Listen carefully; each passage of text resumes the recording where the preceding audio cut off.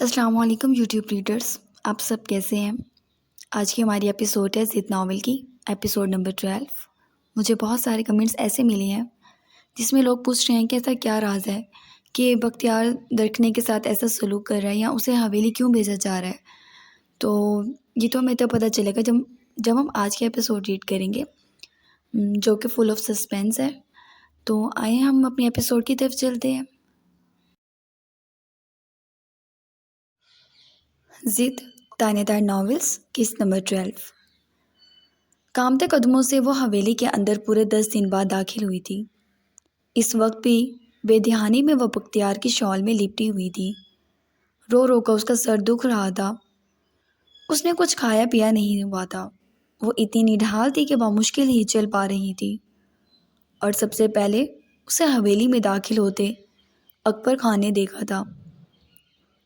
اپنا حقہ ایک طرف پھینک کر وہ اپنی جگہ سے اٹھے اور حویلی میں پورے 10 روز کے بعد داخل ہوتی درخت خانہ کو دیکھنے لگے۔ دوسری طرف شہریار جو بھی سو کر اٹھا تھا، جبکہ تقریباً رات ڈھلی ہوئی تھی، باپ کے رد عمل کو دیکھ کر وہ ایک دم اڑا اور درکھنے کو دیکھنے لگا، خوف سے جس کا چہرہ بالکل پیلا ہو گیا تھا۔ اکبر خان شہریار خان کو دیکھ کر زرد چہرے سے وہ وہیں کھڑی ہوگی۔ وہ قدموں میں لڑکھڑاہٹ تھی، جبکہ ہمت نہیں ہوئی آگے بڑھ سکے۔ شہریار خان نے دانتوں میں جیسے درخنے کو پیس دیا تھا۔ وہ آندھی طوفان کی طرح آگے بڑھا اور درخنے تک پہنچا تھا۔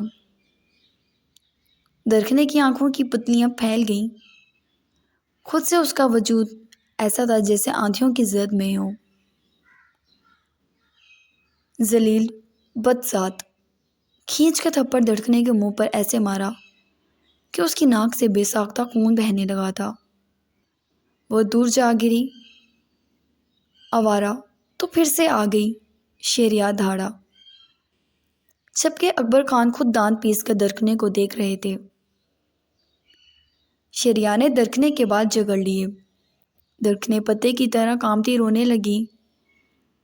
شہریار ملازم ہونک کھڑے تھے، ایک ایک مڑ مڑ کر دیکھ رہا تھا۔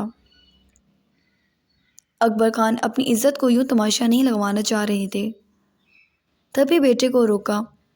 باپ کا مقصد سمجھ کر درخنے کو کھینچ کر وہ اندر زنان خانے میں لے گیا، جہاں بی جان، بریرہ، پریورش اور گل بھی تھیں، جبکہ بلاول آج صبح ہی شہر گیا تھا۔ اگر وہ ہوتا تو شہریار کی اتنی جرأت نہیں تھی کہ درخنے پہ ہاتھ اٹھا سکتا۔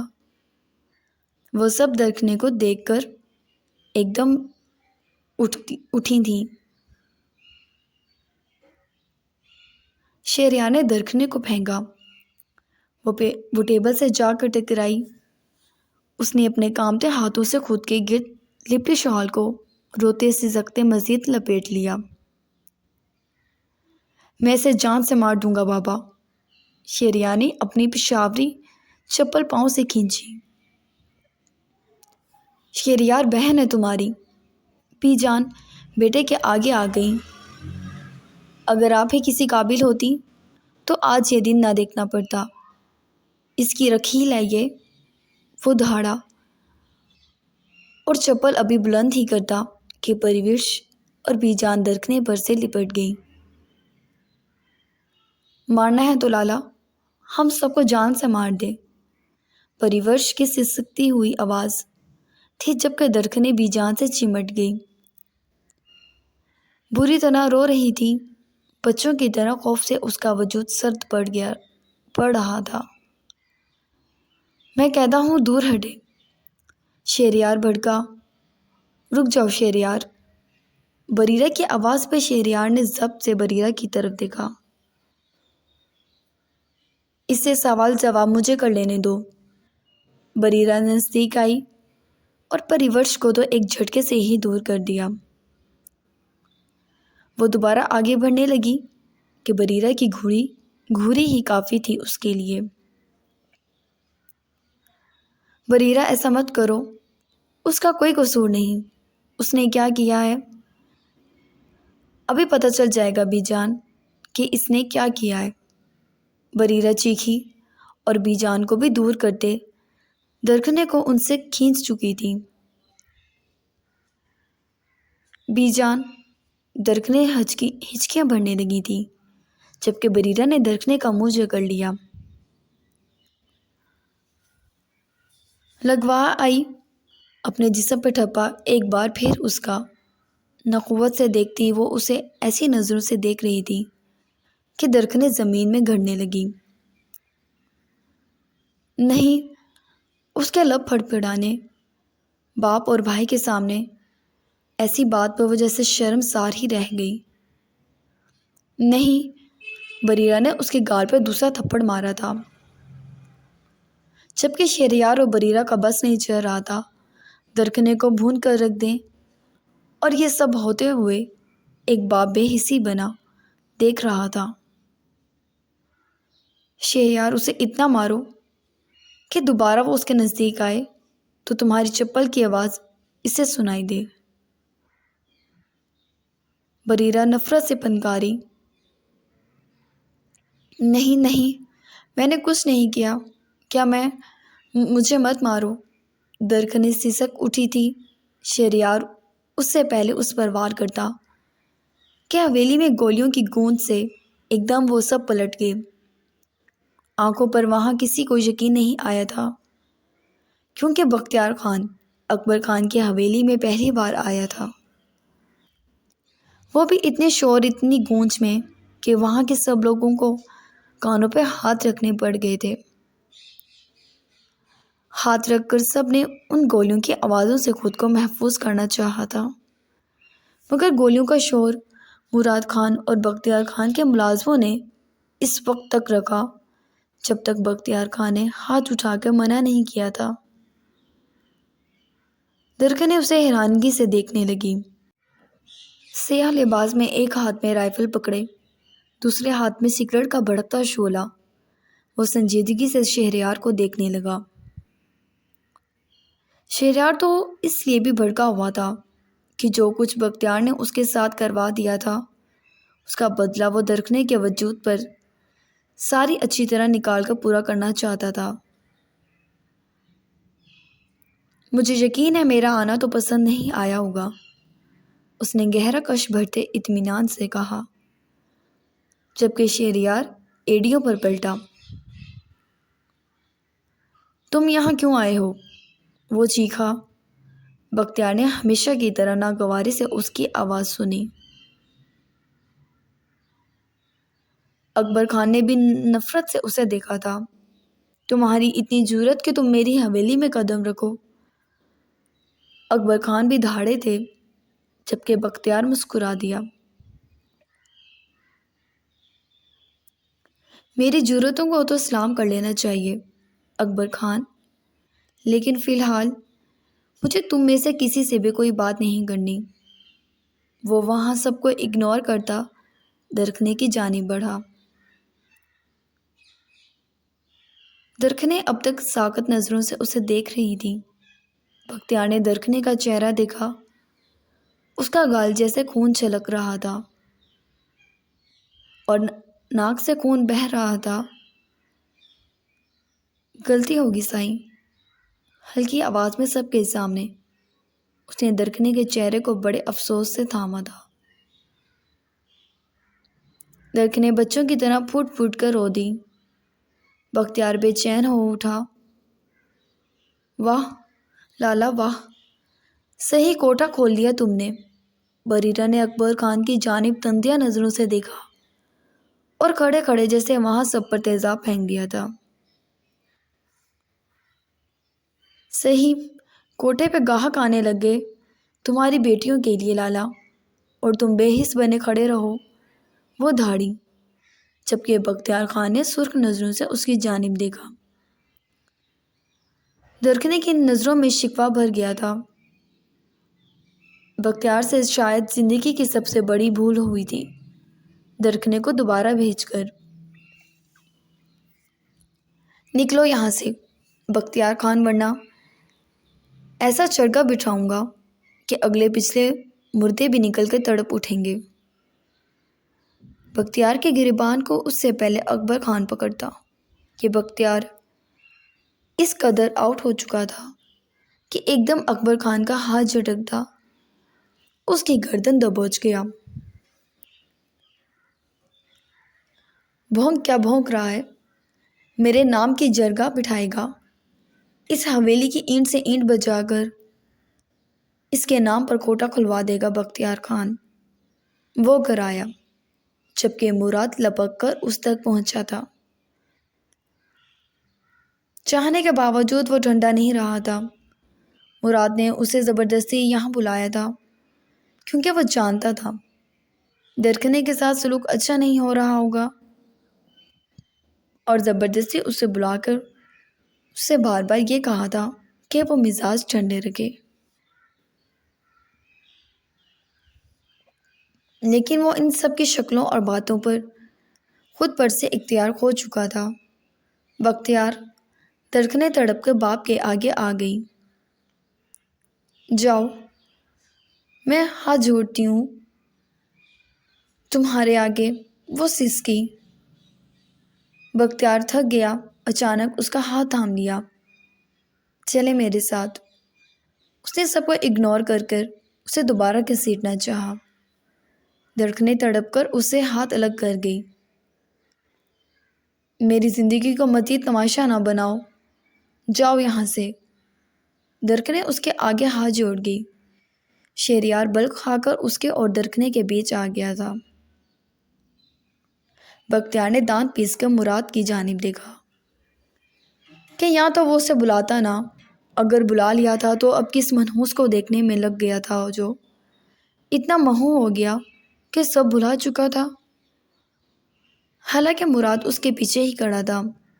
مراد نے شہریار خان کو جکڑ کر دور کرنا چاہا کہ شہریار خان نے مراد کے چہرے پہ کئی مکے جڑ دیے، اور بختیار تو پہلے ہی خود پر قابو کھو چکا تھا۔ شہریار کے منہ پر اتنے مکے برسائے کہ شہریار ادموہا سا ہو گیا۔ اس نے سرخ نظروں سے درکھنے کی جانب دیکھا۔ اگر آپ نہیں چاہتے کہ بختیار خان یہاں تماشا لگائے تو میرے ساتھ چلیں ابھی۔ وہ پھر سے دھاڑا۔ اکبر خان نے درکھنے کو دور جھٹک دیا۔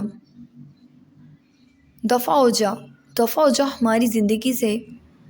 وہ بیٹے پر سے بختیار دور کرتا بولا تھا۔ درکھنے کو لگا وہ بے آسرا سی رہ گئی تھی۔ باپ بھائی سب اس سے نفرت کرتے تھے، اس کی وجہ سے مجبور تھے۔ وہ آج چلی جاتی دوبارہ تو شاید وہ لوگ پرسکون ہو جاتے۔ نہیں بابا جان، میں اسے ذلیل کر دوں گا، یہ میرے گھر سے دوبارہ میری عزت نہیں لے جا سکتا۔ شہریار جیسے اڑ گیا تھا۔ درکھنے شہریار کی اونٹ میں ہو گئی، جیسے بختیار سے چھپ گئی ہو۔ شاید یہ کرنے سے اس کے باپ بھائی کے سینے میں اس کے لیے کوئی نرمی اتر آتی۔ اور ہوا بھی کچھ یوں، بختیار کو نیچے دکھانے کے لیے وہ درکھنے کے آگے کھڑا ہو گیا۔ بختیار مسکرا دیا۔ کچھ اس لیے بھی محفل میں ذرا دیر سے آتے ہیں ہم، اچھا لگتا ہے ان کا نگاہوں سے شکایت کرنا۔ دوبارہ جلد ملاقات ہوگی آپ کی حویلی پر۔ وہ شہریار کے نزدیک آیا، اس کا چہرہ بھی لال کر چکا تھا۔ سالے صاحب، پہرے کڑے لگوا لینا، کیونکہ اس کوٹھے میں اپنی امانت چھوڑنے کی آخری غلطی ہے بختیار خان کی۔ انہی کے الفاظ ان کے منہ پہ مارتا پلٹا اور وہاں سے نکلتا چلا گیا، اور جس ہنگامے سے آیا تھا اسی ہنگامے سے نکلا تھا۔ درکھنے نے ایک دم شہریار کے پاؤں جکڑ لیے۔ لالا، میں نہیں جانتی وہ یہ سب کیوں کر رہا ہے، لیکن میں قسم کھاتی ہوں، حلف لینے کو تیار ہوں، میں اس کے نکاح میں ہوں۔ مجھے نہیں پتا وہ مجھ پر اتنا بڑا ظلم کیوں کر رہا، مگر میں اسی کے نکاح میں ہوں۔ اس نے نکاح کیا ہے مجھ سے۔ وہ اسے اپنی بے گناہی کا ثبوت دینے لگی۔ شہریار نے باپ کی جانب دیکھا۔ ٹھیک ہے، جاؤ، اب یہاں سے زیادہ سر نہ کھاؤ، اور تمہارا اس حویلی سے باہر نکلنا دور کی بات، حویلی کے دروازے تک بھی کبھی تم نظر آئی تو درخنے دھڑ سے سر جدا کر دوں گا۔ وہ بھڑکا۔ درخنے جی جان سے اس کی بات مان گئی تھی۔ اکبر خان باہر چلے گئے، شہریار بھی باہر نکل گیا، جبکہ درخنے ماں کے سینے میں چھپ کر بری طرح رو دی۔ بی جان، میں نے کچھ نہیں کیا، میں سچ کہہ رہی ہوں۔ میں کھڑی ہو، زیادہ رو رو کے تماشا نہ لگاؤ۔ بریرہ نے بھڑک کر اسے کھینچا۔ یہ جو تیرا عاشق ہے، میں مان ہی نہیں سکتی۔ 10 دن تجھے اپنے پاس رکھ کر یوں ہی بھیج دے۔ اٹھ یہاں سے۔ وہ اسے کھینچنے لگی۔ پھوپھو جان، ایسا کچھ نہیں ہوا۔ چپ، بریرہ، بس کرو، میری بچی کو چھوڑو، چھوڑ دو تم لوگ اس کی جان۔ بی جان بھی پیچھے لپکی، مگر بریرہ کے آگے کوئی دم نہیں مار سکتا تھا۔ وہ اسے اپنے کمرے میں لے آئی، اپنی ملازمہ سے اس کو سختی سے پکڑوا کر وہ اس کے وجود سے بختیار کی شال کھینچ چکی تھی، اور اس کے بعد جو ہوا وہ منظر درخنے کے اوسان خطا کر گیا، اور وہ لہرا کے اپنی آبرو کی حفاظت کرتے تھک کر بے ہوش ہو گئی۔ بریرہ کو اس کے بے ہوش ہونے سے غرض نہیں تھی۔ اپنی مرضی سے اس کی چیکنگ کر کے کچھ حیران کن تسلی کر وہ باہر نکل گئی، جبکہ بی جان پھوٹ پھوٹ کر بیٹی کو اپنے کمزور بازوں میں چھپاتی رو دی تھی۔ پریورش اور گل کی بھی حالت کچھ الگ نہیں تھی۔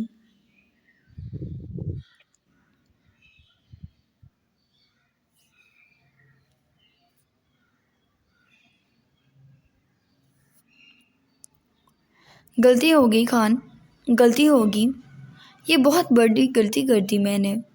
وہ پاگلوں کی طرح ادھر سے ادھر چکر لگا رہا تھا،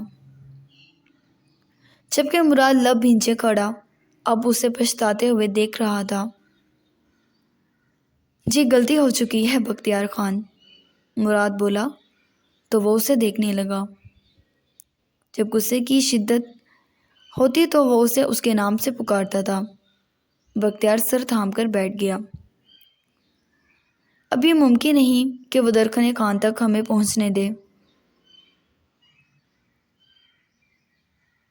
مراد بولا، جبکہ بختیار نے گہرا سانس بھرا۔ نکاح نامہ دکھا کر میں انہیں اپنے پاس دوبارہ لا سکتا ہوں، میرے لیے کچھ مشکل نہیں۔ بالکل بجا فرمایا آپ نے، آپ ایسا ہی کر سکتے ہیں۔ آپ کے لیے کبھی صلح چیز مشکل ہوئی ہی نہیں، آپ سب کر سکتے ہیں۔ آپ ان کی عزت سے کھیل رہے ہیں، آپ مورے کے خلاف جائیں گے، آپ نکاح ایکسپوز کریں گے، نہ مورے کی نافرمانی کریں گے۔ بھولے مت خانہ، نکاح کی اجازت اسی بات پر دی گئی تھی آپ کو کہ آپ کبھی اس نکاح کو ایکسپوز نہیں کریں گے۔ مراد نے اسے یاد دلایا، جبکہ بختیار کو لگا وہ جیسے زنجیروں میں جکڑا گیا ہو، محبت اور ماں کے بیچ پھنس گیا ہو۔ وہ خاموش ہو گیا۔ خان، ہمیں اپنے بابا جان کی موت کا بدلہ لینا ہے۔ گاؤں کا ایک ایک فرد اس خوفناک منظر پر آج بھی تڑپ اٹھتا ہے۔ جب بابا جان، مراد کا لہجہ نم ہو گیا، ماضی بختیار کی آنکھوں میں چنگاریاں بھر گیا۔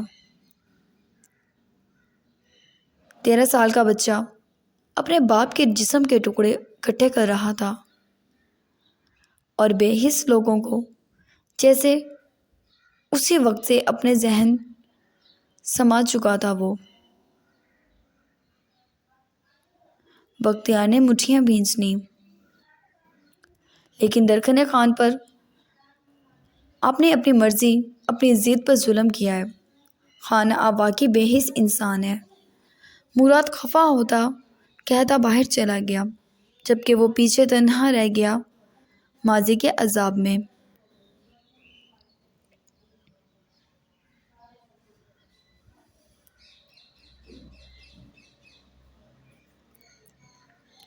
سردار صاحب، یہ پرچہ ملا ہے۔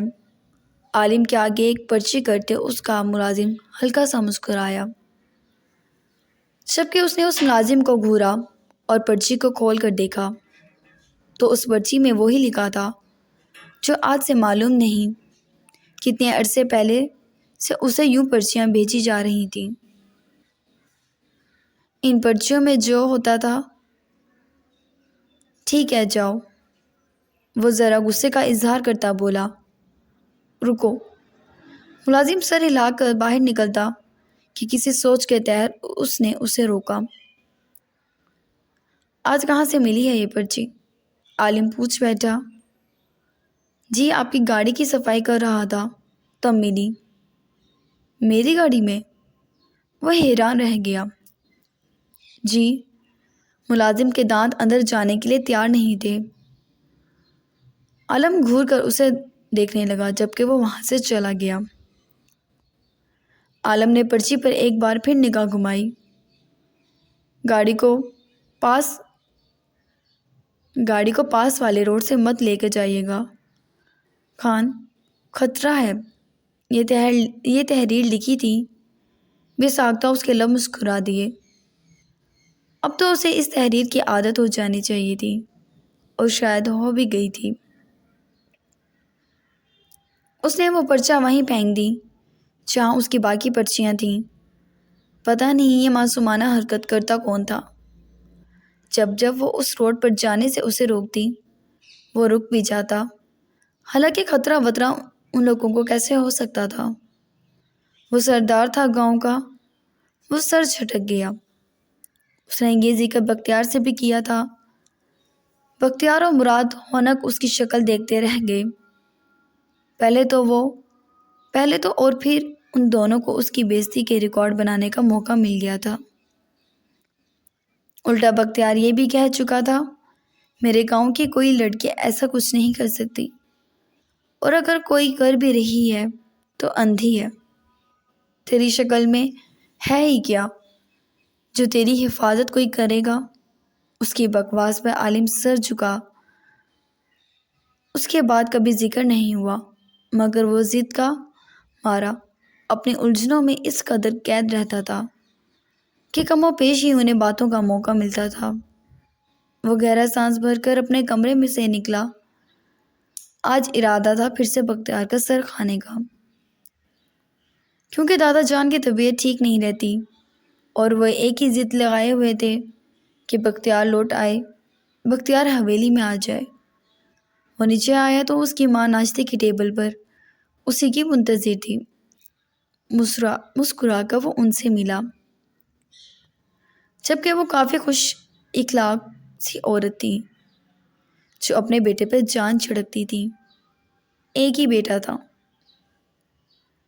شہر جانا ہے آج آپ نے؟ وہ اس کی جانب دیکھتی یاد کرتی بولی کہ رات ہی وہ ذکر کر رہا تھا۔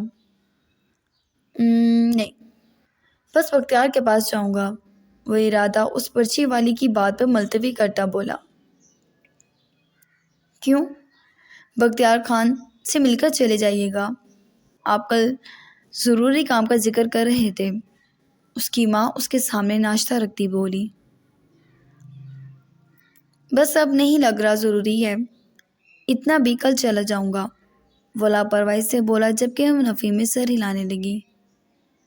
جب بختیار سے ملنا ہو تو سارے کام پیچھے چھوڑ دیتے ہو، وہ بولی جبکہ وہ مسکرا دیا۔ وہ ہے ہی ایسا، 1 منٹ میں آدمی کا خون خشک کر دے، پھر ادھر ادھر ہونے کی ہمت نہیں ہوتی۔ وہ ہنسا تو اس کی ماں بھی ہنسی۔ میں سوچ رہی ہوں عالم، بس شادی کر دوں اب تمہاری۔ وہ اس سے پیار سے دیکھنے لگی۔ عالم کے دماغ میں وہ پرچی والی لڑکی گھومنے لگی تھی۔